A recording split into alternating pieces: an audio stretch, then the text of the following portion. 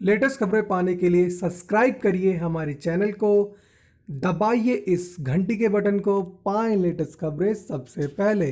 भारी बारिश से मुंबई में फिर लौटेगा 13 साल पुराना इतिहास। स्कूल कॉलेज बंद, मायानगरी। मुंबई में मूसलाधार बारिश लोगों के जीवन पर लगातार साया बनकर मंडरा रही है। बारिश से इस समय मुंबई का जीवन पूर्णतः अस्त व्यस्त है। कई इलाकों में पानी भरा हुआ है, वहीं कई स्थानों पर यातायात बुरी तरह ठप हो गया है। मौसम विभाग ने भारी बारिश को देखते हुए दावा किया है कि अगर हालत यही रहे तो मुंबई में 2005 जैसी भीषण बारिश हो सकती है। बता दें कि 13 साल पहले भारी बारिश ने मुंबई को अस्त व्यस्त कर दिया था, जिसके एक बार फिर पुनः लौटने के आसार नजर आ रहे हैं। मुंबई में बारिश ने इस कदर तबाही मचाई है कि छात्रों का स्कूल कॉलेज जाना भी दूभर हो गया है।